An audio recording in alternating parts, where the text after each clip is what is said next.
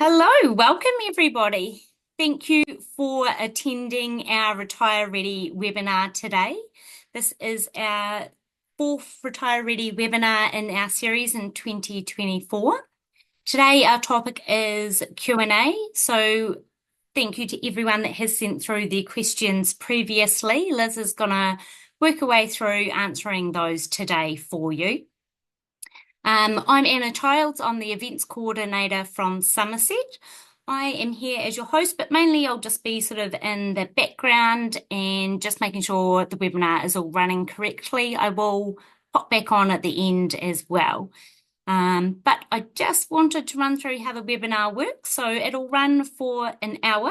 We'll have about 45 minutes of the presentation from Liz answering your questions, and then we'll have roughly 15 minutes to go through any further questions and just have a chat at the end as well.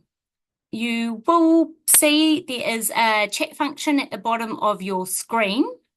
So at any point, if you do have any questions, please just type it in there and we can look at answering any further questions towards the end of the webinar also. We definitely like it to be as interactive as possible, so feel free to type in any questions that you do have. Without further ado, I will welcome Liz Koh from Enrich Retirement. Hello, Liz. Welcome. Hi, thank you, Anna. It's good to be back again.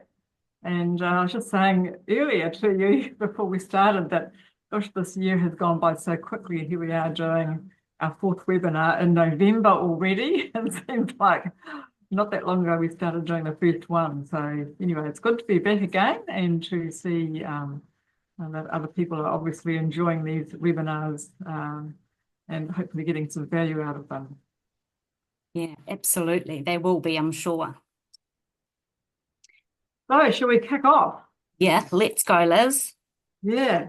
So just before we start, so I'll just go through some questions that have been sent in advance, and of course you can ask me any other questions that you like that you think of on the way through. So please pop those in the chat function, and I'll do my best to answer them for you. So next slide, thanks, Anna, and just want to talk a little bit about me. So I was a financial planner for about 25 years or so and sold my business recently, and then set up a business called Enrich Retirement, which is a website that has all sorts of information about planning your retirement. So the idea behind this was I wanted to share a lot of the knowledge that I had built up over the last 20-something years, make it available to everyone. And it has a lot of information, not just about financial matters, but about all aspects of retirement. So we can talk a little bit more about that further on. Another important piece of information to share with you is that the things I talk about today it's really just general information, and it's not specific advice to any one person. I do really encourage you, if you want to know how this information might apply to you, to go and see a professional advisor.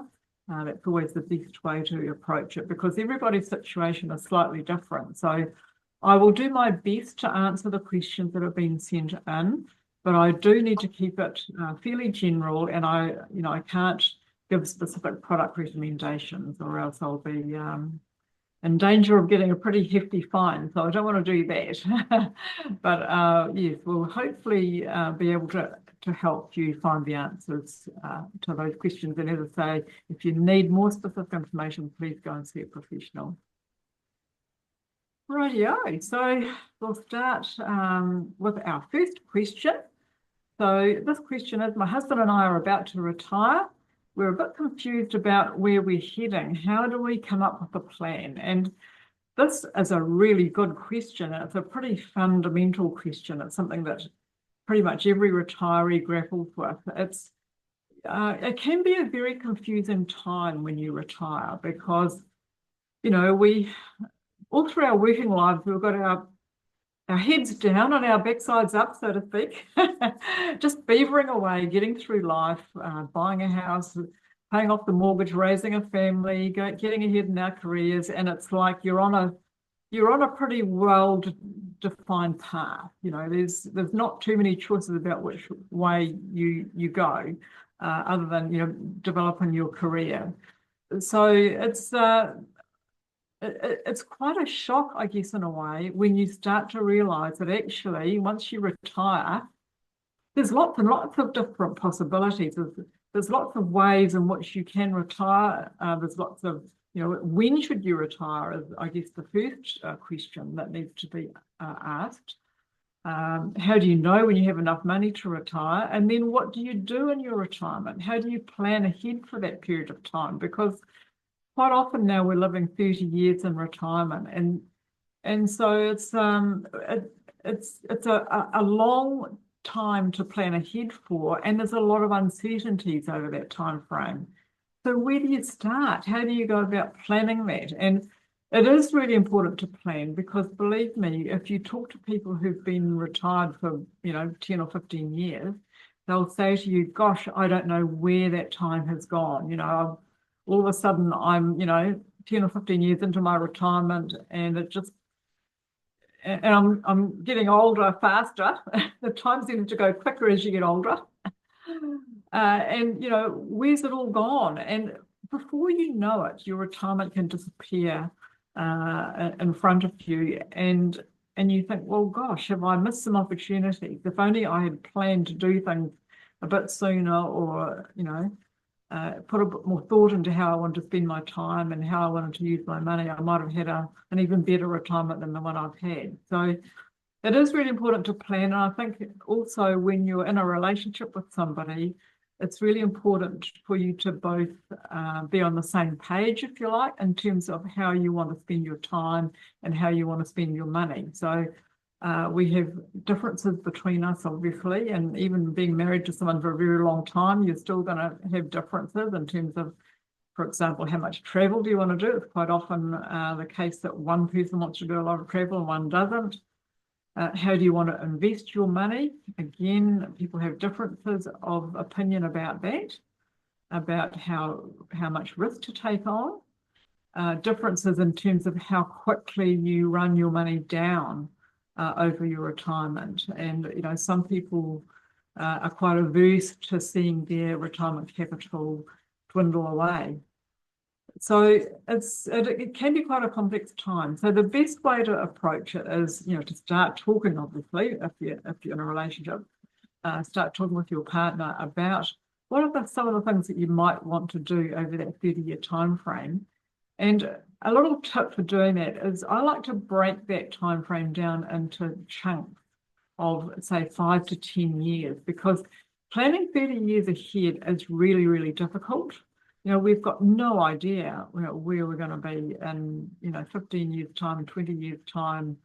There's just too many uncertainties. You don't know, you know, how long you're going to live and how healthy you're going to be, etc. So if you take it one chunk at a time, it makes it a lot easier, because the first 5 years or so are relatively easy to plan. You know, you can think about, you know, some travel you want to do, some hobbies you want to participate in. So that's, you know, reasonably well defined. And then the next 5 or 10 years, you might have a general idea about the sort of things you want to be doing. And then there's a bit of an unknown bucket, which is the last 10 years or so. But you can start thinking, you know, even with that, the long-term plan, start thinking about, you know, how do you want to spend the last period of your life? Do you want to stay living in your own home, or look at other living arrangements, say, you know, moving into a retirement village, going to live with family? Is there a possibility you might move into a rest home? So there are, you know, those sort of questions that you can start thinking about now. So the best thing is to, as I say, break it down into smaller periods of time and try and set some goals within those smaller periods of time. And that's going to help a lot in terms of planning out both your time and your money. So in terms of the financial side of things, there's 2 types of spending you need to plan for. And I really do encourage you to do a retirement budget. So there is a budget for your day-to-day living costs. That's just the cost of being alive, basically, your food, insurance, power, petrol for your car, etc. So those kind of expenses are things that we have to pay for, whether we like it or not. And then, of course, there's the one-off lump sums that we might want to take into account. That's a different budget. So you need two budgets, really. One is for those ongoing weekly costs for your day-to-day living expenses. The other budget is for the bigger sums that you might want to think about spending. So, for example, travel, a new car, doing up your house. Maybe your house needs some maintenance down the track. Maybe you want to make some gifts to some family members along the way. So you need to do a budget for that as well. So you really need, as I say, those two budgets and divide those budgets up into perhaps 3 periods of time of 5 to 10 years at a time. And then I think it just helps to sort of contain the problem, if you like, a wee bit, and gives you some goals to achieve within those timeframes, and it helps you sort of space out how you're going to use your financial resources. So that's basically how I would approach things. I think, one of the key decisions you need to make is about, where you wish to live in your retirement, because that does have a big impact on your living costs and how much money you might have available. So, always plan to have some money available that's not tied up in your house. So you have your house and perhaps the equivalent of half the value of your house available as liquid investments that will help provide a top up to your income. So you're thinking about where you're going to live. Make sure there's not too much tied up in your house, that you're living in a geographic area where the living costs aren't too high. We know that city living is much more expensive than rural living or living in a small town. And then just think about how you wish to spend your time and how quickly you wish to run down your retirement savings. Because you do have options around that. You can run down your savings in a straight line, or you might want to run down your savings a lot, have more of a spend up in those early years and slow down a bit in your later years. So there's many different aspects to think about. Anyway, hopefully that's given you some simple guidelines, and there is more information about that on the Enriched Retirement website if you want to take a look at that. So I think we'll move on now to the next question. If we could have that up there, Anna. So this question is, I've recently sold an investment property. What should I do with the money? Right, so property investing is a really good way to build up your wealth during your working life. And it works really, really well because of what we call a leverage factor. In other words, you're borrowing money in order to invest. So you're not just investing your own money, you're investing the bank's money usually as well. And that multiplies the returns that you obtain from your investment. So it's a fantastic way to build up your wealth. I guess what a lot of people find is that once they get to retirement, it probably doesn't work quite so well as an investment, because it can take a bit of looking after. Even when you have a property manager, you can still find yourself having to sort out maintenance, or you just worry about it and something goes wrong out of the blue and you can have a sudden big expense. Perhaps a hot water cylinder might go, or there's a leak in the roof and all of a sudden you need to pay for a new roof for the property. So there's a number of reasons why it doesn't make sense to maintain rental properties too far into your retirement. I guess the other important aspect too is just liquidity, because you've got a lot of money tied up in that asset and you can't get your hands on it unless you sell it. I guess another factor too is that while you get rent on a property, by the time you take all the expenses out, the maintenance, the rates, the insurance, etc., it does really reduce down your cash return. So although you might be making really good capital gain out of a property, that doesn't equate to dollars in your hand until such time as you sell the property. So the total return might be good in terms of the rent plus the capital gain, but the capital gain is not accessible. So yeah, probably a good idea to start thinking about selling investment properties sometime in your early retirement to avoid some of those downfalls.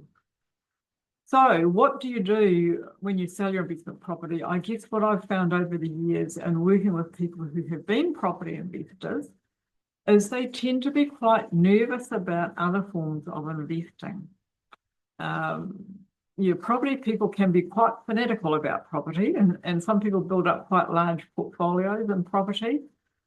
When it comes to investing in the share market, they think, oh, I'm not sure about investing in shares because I've never done that before. And, aren't shares too risky? Don't they go up and down a lot? So I would really encourage you, if you have this, because you can have this amount of money quite suddenly. If you sell a property, you can end up with several $100,000, maybe even $1 million or more as a lump sum suddenly hits your bank account once it's sold. And that can put you into a bit of a quandary. Oh gosh, what am I going to do with this money? I guess the first thing is you should always go and get some investment advice if it's a large sum. And especially if you're not familiar with other forms of investing, that makes that even more important, because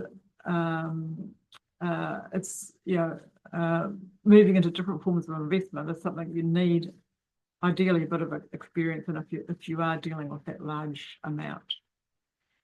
So the key thing is to put together a diversified portfolio that's going to meet your goals. So if you're working with an investment advisor, normally the first thing they will ask you is, what are your intentions with regard to this sum of money? Is it there to provide income for you to top up your pension? Is it there just as a long-term investment because you have other funds to complement that? Perhaps there might be some philanthropic things you want to do with some of that money. And you need to think about the time frame in which you're going to use the money. So my approach or my philosophy has always been that you should invest according to the time frame in which you're going to spend the capital, not just the return on the capital, but the capital itself. So again, you might want to think about dividing that money up into smaller amounts and saying, well, actually, I'm going to spend up some of this in the short term, therefore it needs to go into short-term investments. And there's another amount that I might not want to touch until the last stage of my life. And that can go into a different type of investment. And then the sum I might want to use in the medium term. So really, the investments that you choose will be determined by that time frame as much as anything else. You will need to be diversified. That means having each of the 4 asset types in your portfolio. So that's cash, fixed interest, which is term deposits and bonds, a little bit of property, but by that I mean listed property, not directly held property. So it's easily converted to cash if you need to. And shares. And, I think the key thing with those growth assets, as we call them, the property and shares, is the time frame. So while they fluctuate in value, over the long term, they'll give you a good return. And always amazes me actually that, property investors think that shares are too volatile, because if you valued a property every day of the week, you'd find it was volatile as well. So perhaps not quite as volatile as shares, but property certainly is volatile. So moving from property into shares isn't really that big a leap, so long as you take a long-term view, as most property investors usually do. Normally if you go into property, you've got at least a 10-year time horizon. So that would be my advice.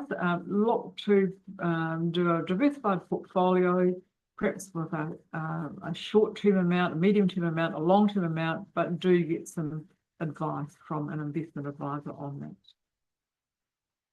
Okay, the next question we have is, let's see what's the next question. Are reverse mortgages a good idea? Well, this one depends. So reverse mortgages are a fantastic solution for a certain segment of the population. I know we've just been talking about investing, hundreds of thousands of dollars with someone selling a property, but not everybody's in that situation. And unfortunately, a lot of people now, when they retire, have their house and not a lot of saving. And quite often the house is a fairly modest home. So, you're not always in a situation where you can downsize your home in terms of the value of the home to release money, because you're already living in a basic home. Or perhaps there's other reasons why you don't wish to sell your home. Perhaps it's got lots of memories, you're quite comfortable there, you're close to family, you've got lots of friends in that area. So if you're in that situation where you're really struggling to get by on your NZ Super, because we know that it's just not enough. NZ Super is falls well short of what you need to live on, then a reverse mortgage may be a good solution for you. So how does it work? Basically, it's a way of tapping into the wealth that is tied up in your home. It allows you to stay in your home and not to worry about making any repayments on a mortgage during your lifetime. So the interest accumulates normally, although there are options whereby you can choose to pay the interest as you go through if you wish to, if you don't wish the interest to compound. And so at the time that you sell your house, which is maybe when you pass away or if you move into a rest home, that sort of thing, at that time, the amount that you've borrowed plus the accumulated interest is repaid to the lender, the reverse mortgage lender. Now, some people say, oh gosh, I don't want to be in that situation where I'm paying all that compound interest, but there are safeguards in place. And, I have personally put a number of people into reverse mortgages where I thought it's a really good idea, and it's been a fantastic solution for those people.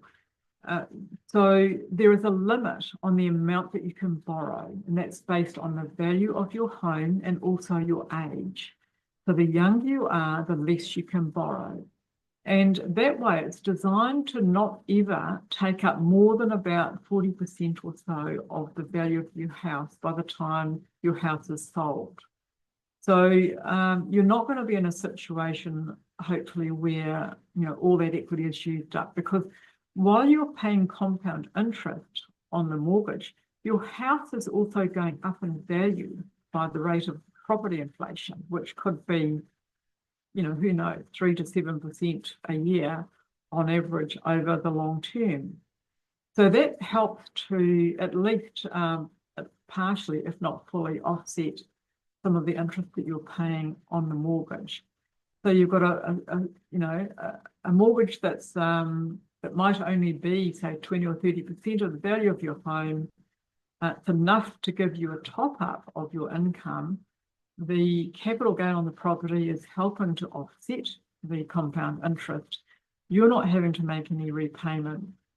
And at the end of the day, there is less equity, less value left for the beneficiaries of your estate, which is normally your children. But I think, if you're in a situation where you're living in poverty, the question you've got to ask is, to what extent do I put the needs of my children or the beneficiaries of my estate ahead of my own needs? So there's a balancing factor there. There is really no point in living in poverty so your children can have a big spend up when you go. I mean, quite often people say to me, well, actually, my children are far better off than I ever was, and so I don't need to worry about them. So it's something you should discuss with your family and get their views on it, but don't necessarily be held to their views. Certainly discuss it with them. It is a way of you being able to enjoy a really fulfilling life by tapping into that wealth that's tied up in your home. I mean, your other option is to try and sell and release money that way. So that's also going to use up your equity anyway if you do that. But as I say, it's not always possible to downsize. But do find out about it. There are a couple of different options available in the market now. One is a reverse mortgage. The other is a different home equity release product where you can sell actually a share of your home. And that's a different arrangement that has been put out by the Lifetime Income Company, which is the only one of its type, I think, in the country. So you could certainly go to those providers of those products and find out more about it and get some advice from professionals. Talk to your family about it before you proceed.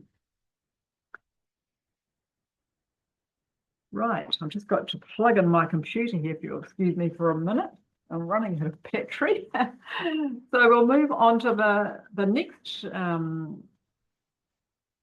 next question, which is, my wife and I have had a family trust for a number of years, which we set up on the advice of our solicitor. Now, we've heard that trusts might not be as useful as they once were. Should we keep the trust or not?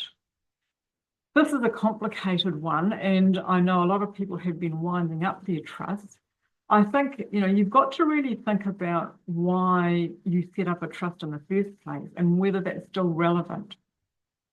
There was a period of time where a lot of people set up trusts as a way of getting around the means testing that WINS put in place for rest-home subsidies.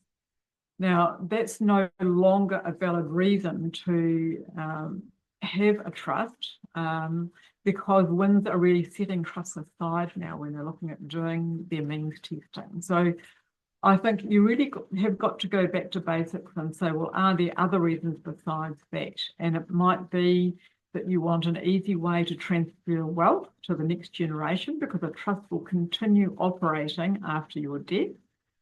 So it makes that wealth transfer process a lot easier. Perhaps there are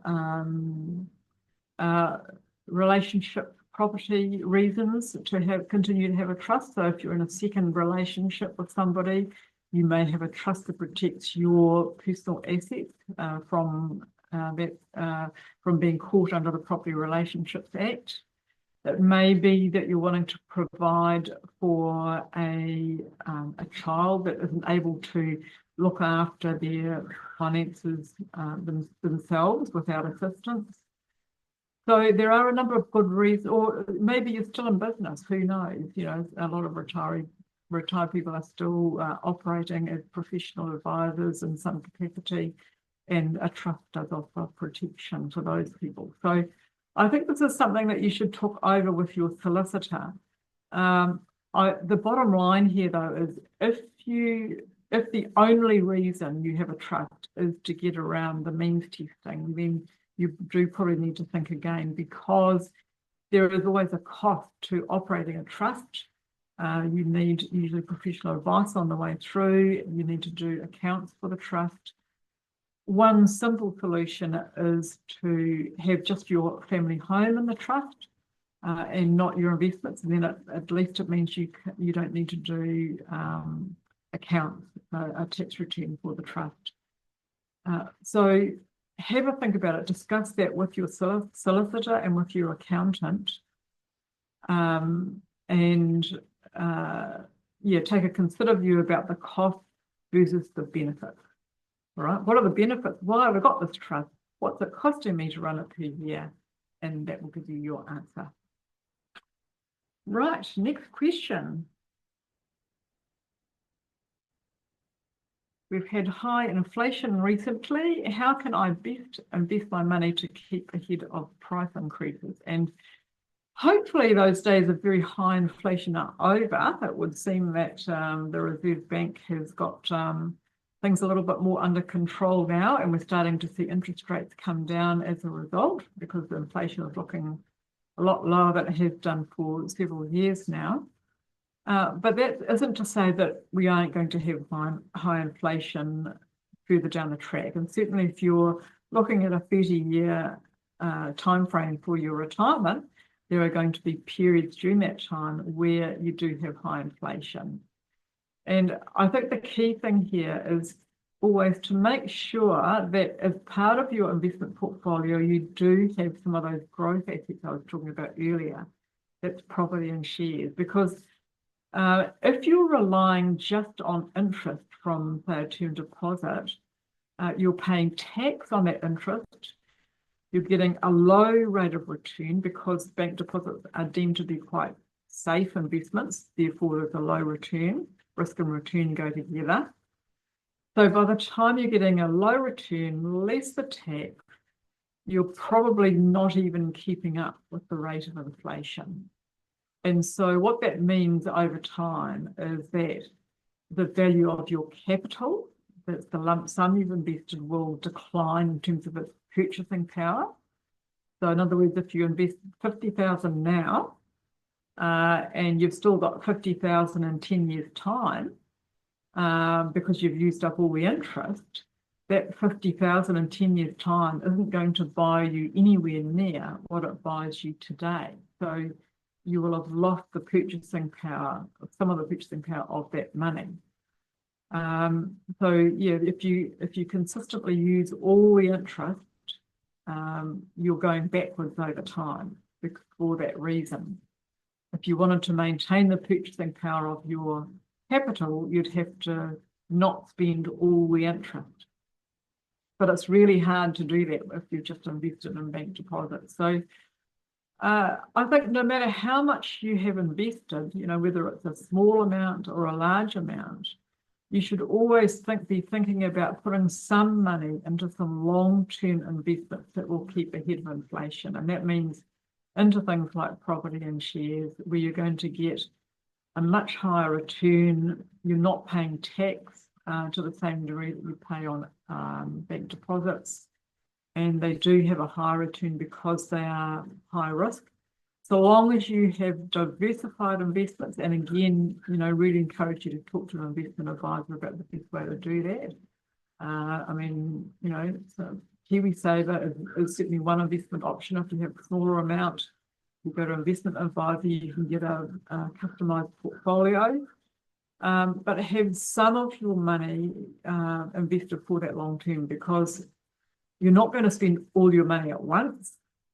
There'll be some money you're going to spend in the short term, some you're going to spend in the medium term, and some you're going to spend in the long term. So that long-term money needs to be working hard for you to keep ahead of inflation. Okay, the next question. I want to be able to top up my superannuation. How can I invest my money so I have an income?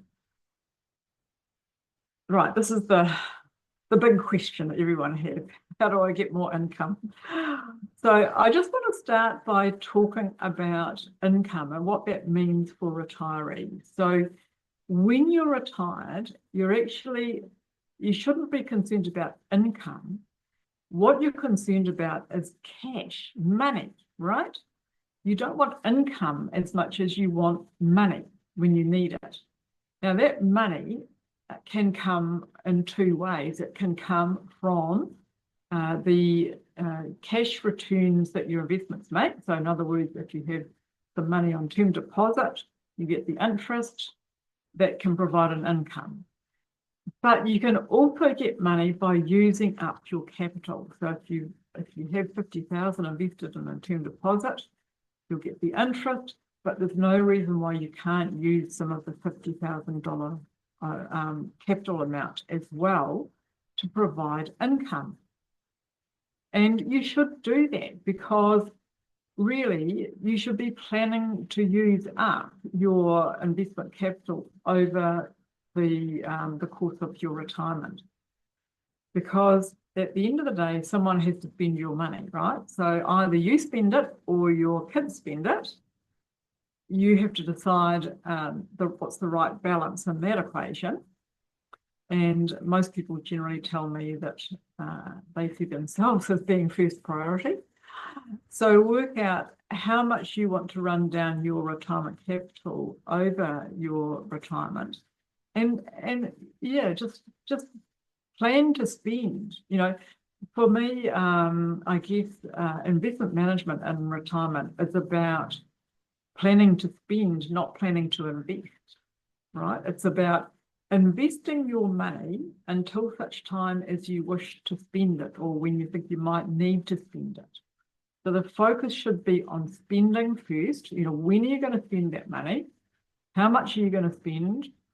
And where do you invest it until such time as you're going to spend it?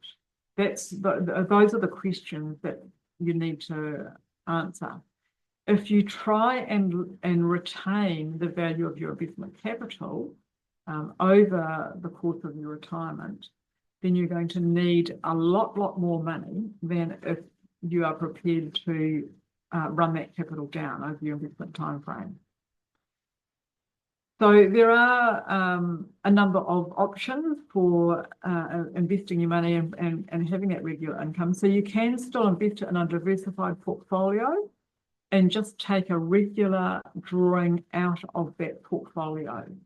So that that will comprise of both interest returns and capital drawdown.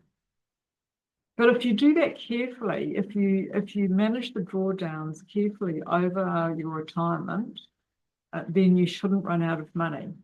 It's just about getting some advice around how quickly, what's the rate at which you can draw it down and be still assured that you're not going to run out before you die. Always plan on living a long time, plan on living until your 90s. Look at how long that money has to last and then just plan on doing a regular drawdown with the occasional lump sum of both your investment income and your capital to give you that top up. You can do that by way of, a KiwiSaver regular withdrawal, or there are other portfolios, other solutions around that will offer you that solution as well. So that's my advice for that one. It should be relatively easy to set that up. I guess the hardest part is working out what your safe withdrawal rate is, if you like, from your portfolio. And that's where you may need some professional advice. Next question. I retired a couple of years ago and I still have some money in KiwiSaver. It's in a conservative fund. I'm not sure whether this is the right thing to do. Okay, so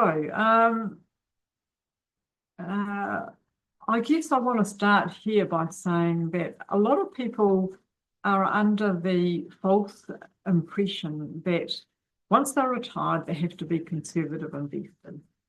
And it's actually not true. And I'm sure you will have got the gist of this from my answers to some of these other questions. So, if you're living 30 years in retirement, you have no reason to be conservative about your investing. You do need to be investing safely, and there's a difference, right? So you can invest still in risky assets like property and shares if you follow some basic principles.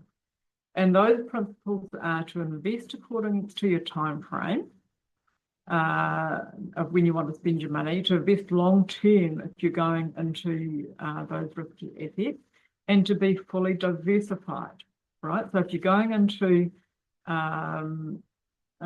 those growth assets, then be well diversified. Don't try and pick a few shares to put some money into. Use managed funds, KiwiSaver or whatever for a diversified portfolio that an advisor has put together for you. And by spreading your money around, and if any one investment fails, then it doesn't make a huge impact on your total portfolio. So conservative investing is not the same as safe investing. And I would even argue that there is more risk in being in a conservative investment, if you're investing long term, than being in a well-diversified portfolio that has so-called risky growth assets in it. Because if you're too conservative, you're more likely to run out of money, you're more likely to have less income. And to me, that's a much, much bigger risk. That risk of running out of money before you die is much greater if you're investing conservatively. So don't focus on conservative investments, but focus on safe investing, and that means following those basic investment principles of diversification and investing according to your time frame and getting some advice. So I would, definitely, if I was about to start out on a retirement journey, I would be looking beyond a conservative fund option.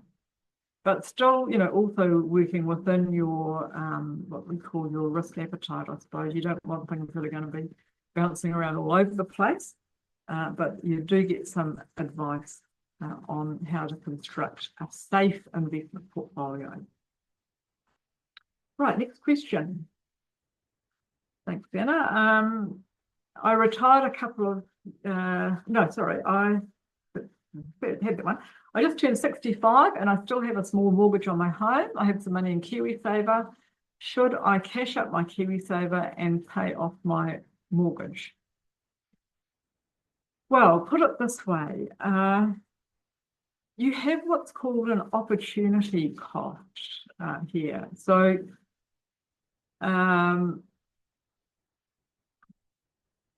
if you're paying interest on a mortgage, that's you would need to be earning at least that amount after tax on your KiwiSaver in order to justify keeping that mortgage there. So, for example, if you're paying 7%, say, on a mortgage, you would need to be earning more than 7% after tax, after fees on your investment in order to make that more worthwhile to be invested and still have a mortgage.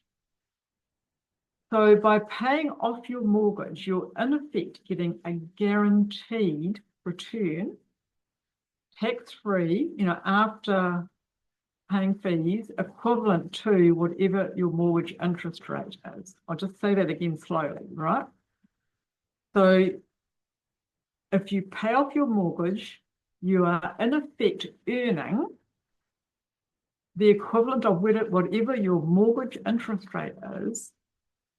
It's guaranteed after tax, after fees rate, equivalent to that. So in most instances, you would find it better to pay off your mortgage than to stay invested and keep your mortgage. But, again, get some advice on that based on your particular circumstances. I know some people just like having that cash on hand in case they need it, and they keep their mortgage and think, well, I'll drip feed out of my cash to pay the mortgage and I feel safer that way. If you're that kind of a person, then potentially you can convert your mortgage to a line of credit. So what that means is you can pay off your mortgage, with your KiwiSaver funds, keep the line of credit, which means that if you need to, you can pull the money back out again. So you have the best of both worlds, right? So you you pay off your line of credit, so it has a zero balance, but you'd still leave the mortgage facility sitting there. Then if anything happens and you have an emergency and you need to get your hands on that money, you've got the mortgage already set up, you can draw down from that line of credit if you need to. But in the meantime, you're not paying interest on that mortgage. That's probably the most effective way to deal with it if you are a bit worried about losing that lump sum. But yeah, really, and if you're 65 and still have a mortgage, there's a lot of other people like you in that situation. It's becoming more and more common. But yeah, talk to your bank about that line of credit option. Okay, moving on to what I think is our last question for today, and that's a relatively short one. So what is the Memorandum of Wishes and how is it used? Well, we've talked about trusts earlier, and a lot of people do have trusts. Now, the thing that people don't realise is that when you have a trust, you actually lose the rights to determine on your own what happens with the property that's owned by that trust or the investments that are owned by the trust. So on your deed, for example, if all your assets are in a trust and you have a will, your will won't apply to the assets in the trust because the trust continues on after your death.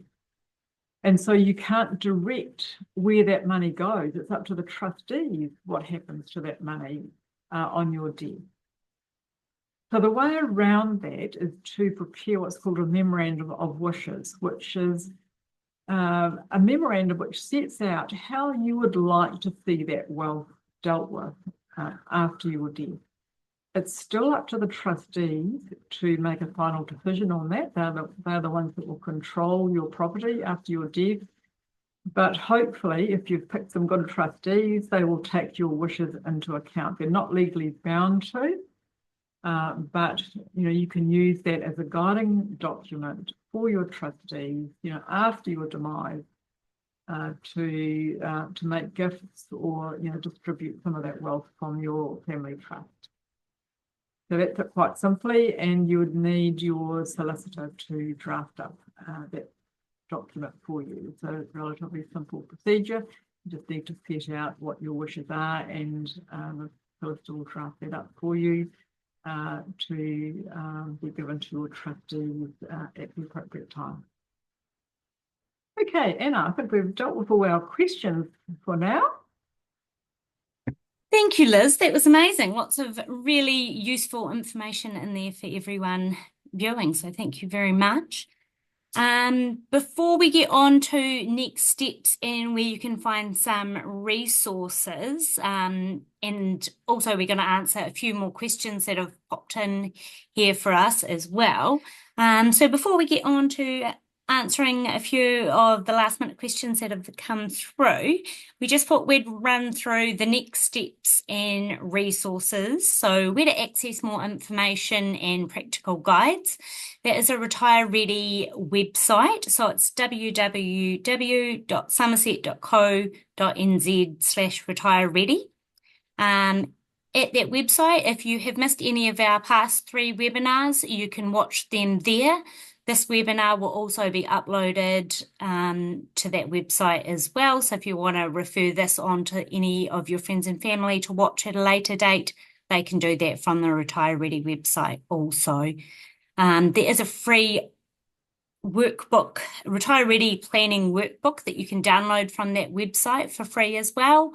And once you download that, you get access to your exclusive 40% premium membership discount to Enrich Retirement as well. Liz, would you like to tell us about Enrich Retirement? Sure. So as I said earlier, I've put together pretty much everything I know about retirement planning onto this website, and it has a lot of information. It's got calculators, it's got courses, it's got interviews with experts, it's got articles, you name it, it's on there. And it's not just about money stuff, it's about lots of things to do with retirement, enjoying your retirement, keeping healthy in retirement, keeping your brain active, all sorts of resources there. There's a lot of free information in there. And we also have what we call a premium membership, which is a set amount per month. And there is, as Anna has said, you're eligible for a 40% discount off that. But just go and have a look, check it out. You can sign up for my newsletter on there as well. And that goes out normally about once a month. I'll send out a newsletter with more articles and information in it. So please take a look. Amazing. Thank you, Liz. And next year, we're very happy to announce that Retire Ready will be continuing into 2025. Liz will be joining us again next year. So we'll have brand new topics to discuss over 4 webinars. So the topics will be what to do about falling interest rates, the 5 biggest mistakes retirees can make, understanding investment risks, and financial resilience for retirees. So we've got some really great topics to cover next year. We would love to have you guys all back to join us for our webinar series next year. First one is kicking off on April 16th at 3 p.m, same time as today, so that's brilliant. Now, you would have registered for these webinars, but you will need to re-register next year. So you can do that via the website, but that link will be up and available at the beginning of next year. It's not on the website currently, but it will be at the beginning of next year. But for those of you attending this webinar live today, you will get an email thanking you for attending this webinar, and you'll have the link to register for next year to make that easier for you.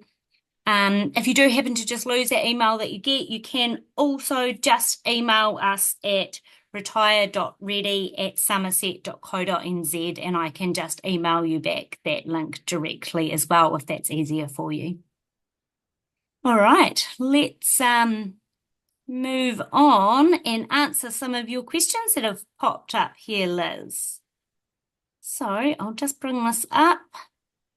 I understand that I may give $20,000 a year. What documentation, if any, is required?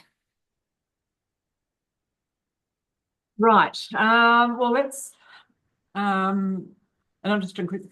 I think the person asking this question is probably talking about the gifting in relation to WINS means testing. So in New Zealand now, there's no such thing as gift duty. You can gift any amount that you like to family or friends without paying gift duty. So the issue becomes one of gifts in relation to when you apply for a rest home subsidy, for example.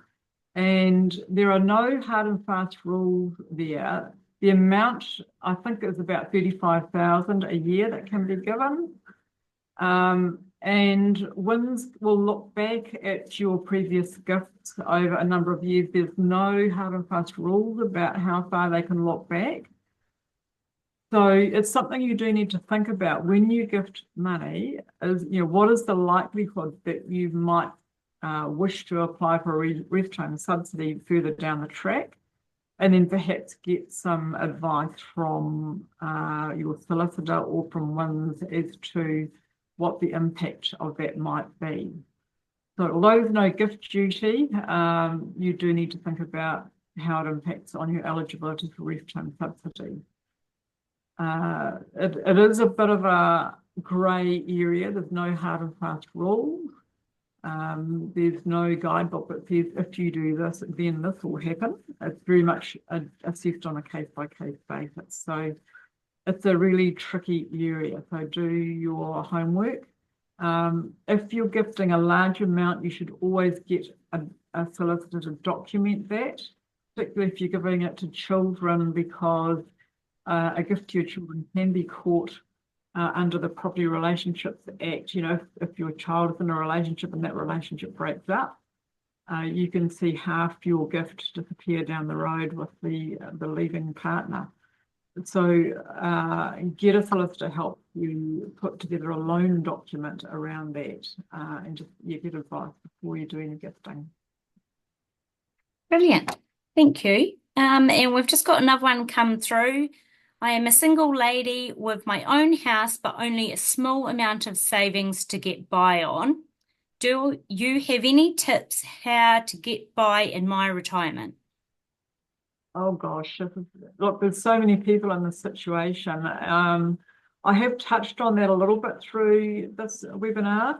It's really about, do you have options to release value from your home? Because you don't want to have, 90 or 95% of your money tied up in your house and only a little bit of savings to come and go on.